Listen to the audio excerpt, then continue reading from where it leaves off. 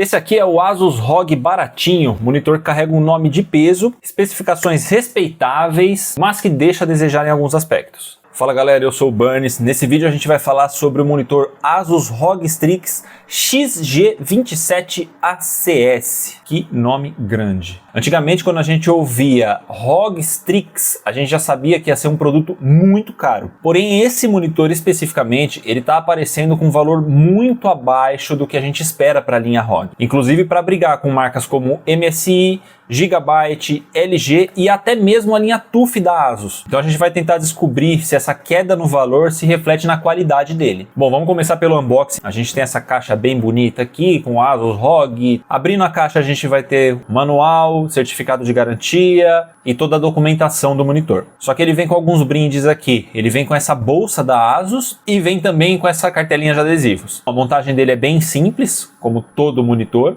Você tem a haste que é presa no monitor através de um encaixe e você tem essa base dele que é bem bonita, que é fixada na haste através de um parafuso que já vem fixo nela. Eu vou falar um pouquinho para vocês agora sobre a construção dele, que talvez seja um bom ponto de debate. A parte traseira dele, em conjunto com a base, chama bastante atenção, por conta de todos os relevos que tem, texturas, mas assim, já de começo tem uma coisa que é meio complicado falar sobre. Ele é feito em um plástico cinza que tem um aspecto de injeção barata. É algo que não vai incomodar todo mundo, mas tem relação direta com um outro problema, que é a parte frontal. Ela também é feita no mesmo plástico, só que isso traz um aspecto completamente grosseiro para a frontal dele. As bordas elas são mais espessas, a borda inferior dele ela é bem saltada, ela tem duas texturas ali, uma que é uma textura bem porosa e outra que ela simula um aço escovado. Só que como tudo isso é naquele cinza feio, fica com o aspecto daqueles monitores mais baratinhos, aqueles white label. E se a gente pega a moldura como um todo, por ela ser nessa cor, nesse cinza, nesse tom de cinza mais claro, você acaba tendo um contraste entre a borda do display que é preta e essa parte cinza. Então gera um aspecto de que a borda ela é mais grossa do que parece.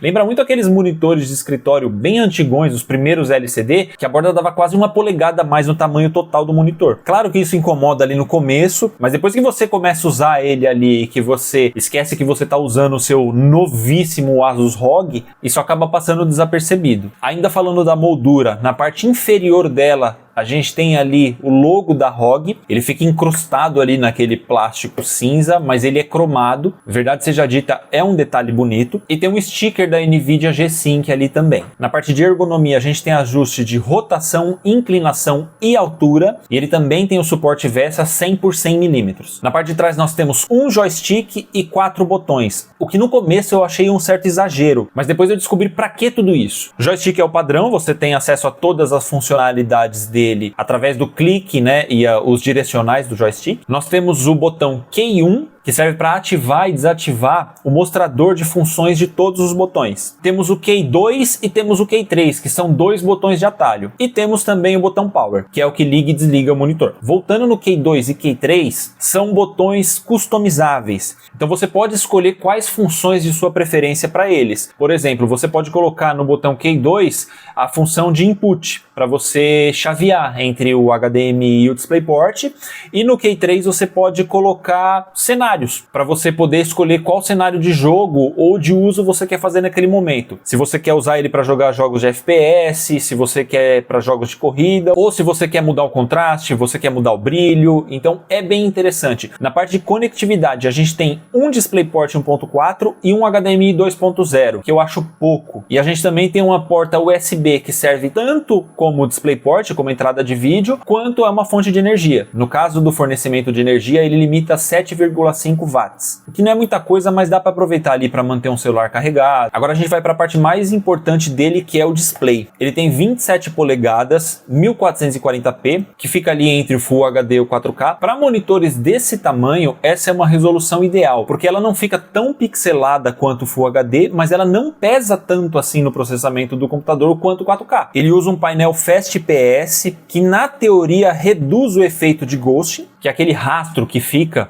quando você tem movimentações muito rápidas na tela, e tem o tempo de resposta em 1 milissegundo. Na teoria, o Fast IPS ele é melhor do que o IPS comum, mas na prática eu não senti diferença nenhuma entre ele e um outro monitor que eu tinha, que era um Gigabyte, com o mesmo tamanho e resolução. Talvez em um cenário competitivo, em um jogador competitivo, isso faça alguma diferença. Para o meu uso não teve. Esse monitor ele tem também G-Sync e FreeSync, que são aquelas tecnologias que sincronizam a taxa de atualização do monitor com a placa de vídeo, evitando aqueles cortes que acontecem na imagem quando você tem uma movimentação muito rápida. E ele tem também uma tecnologia da ASUS chamada eLMB Sync, que promete reduzir os borrões de movimento. Ela usa uma tecnologia que pisca o backlight em sincronia com os frames, porém isso acaba tendo uma interferência no brilho do monitor e pode causar flicker em algumas taxas de quadros. Ainda sobre a diminuição no brilho do monitor, ele tem níveis de ajuste dessa tecnologia, porém, mesmo no nível mais fraco, o monitor ainda sofre uma perda de brilho considerável. Na parte de cores, ele tem uma cobertura muito boa, são cerca de 97% no DCI-P3, e 133% de sRGB, que são cores bem vivas e até acima da média para um monitor gamer. Na prática você vai ter ali as cores mais vivas, vai ser mais bonito, mas ele não chega muito perto de um monitor profissional focado em exibição de cores. Ele é um monitor mais voltado para o uso geral mesmo. Na parte de brilho ele chega ali em 400 nits, é um brilho bom, dá para você usar em ambientes mais claros, mas se você tem alguma janela que bate, que incida a luz diretamente nele, já não fica tão legal assim. Contraste padrão para um monitor IPS de 1000 para 1, então ele vai ter um aspecto um pouco acinzentado, igual a moldura dele. Ele tem o HDR, mas com essa taxa de contraste e de brilho e sem o local dimming, é mais para dizer que tem o HDR mesmo, porque não vai fazer diferença nenhuma. Se você tem uma tela onde o branco é apagado e o preto é aceso, no final das contas tudo fica meio cinza. Claro que tem um pouco de exagero meu, mas não tem como comparar ele com monitores profissionais ou até mesmo um monitor OLED. A tela é fosca e tem o tratamento anti-reflexo, então ajuda um pouco se você vai usar ele com a luz acesa ou em um local com luz ambiente. Antes da gente continuar, coisa rápida. Pessoal, deixa o like, se inscreva no canal, ativa o sininho. Isso vai me ajudar muito a continuar trazendo mais conteúdos para vocês. Agora que eu dei um overview nas especificações dele,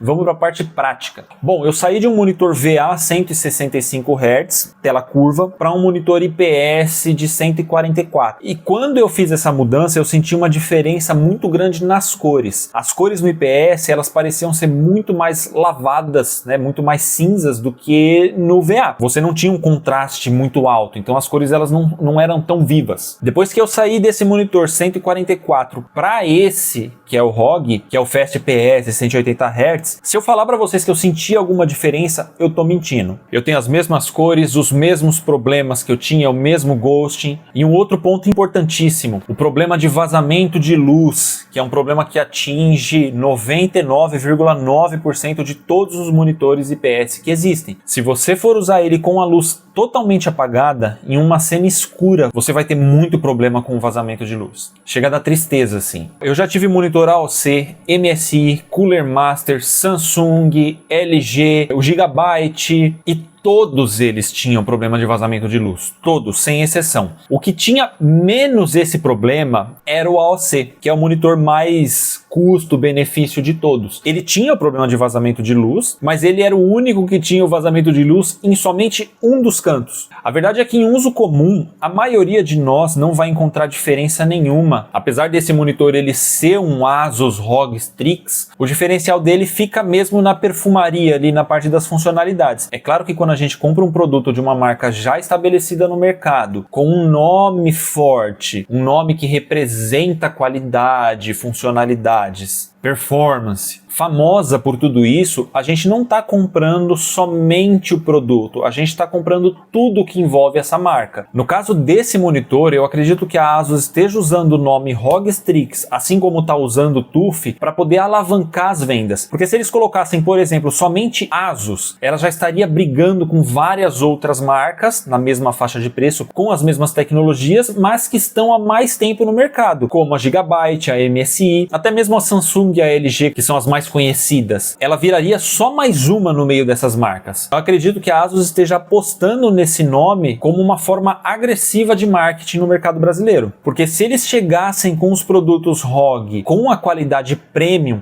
nós teríamos valores premium também. Aí ela entraria para brigar com marcas como a Corsair, a Alienware, que são marcas que já têm esse nome estabelecido no Brasil. Mesmo porque se a gente for pegar um monitor IPS de qualidade premium, o salto de qualidade dele para o OLED é grande, mas a diferença de valores faz a gente ponderar se compensa ficar em um IPS premium, com todos os problemas que o IPS tem, ou se vale mais a pena você investir um pouco mais e passar para o OLED. No geral, ele é um bom monitor, ele tem um display bem equilibrado, não é o melhor do mercado em nenhum ponto específico, mas também ele não deixa a desejar em praticamente nada. Tem coisa que eu sinto falta nele, como por exemplo o hub USB. Uma segunda entrada HDMI também faz falta. Eu uso o computador no DisplayPort, PlayStation 5 em uma HDMI e eventualmente eu preciso fazer alguma manutenção ou mexer em algum notebook, fazer alguma coisa assim. Se eu tivesse um HDMI sobrando, ia me ajudar muito, mas eu não considero isso uma deficiência, já que ele cumpre muito bem aquilo que ele se propõe a fazer. Ele tem aparecido bastante na casa dos R$ 1.400, R$ 1.500, o que é um preço meio que padrão para os monitores com essas especificações, mas ele tem um diferencial, 3 anos de garantia. Isso é uma coisa que faz uma diferença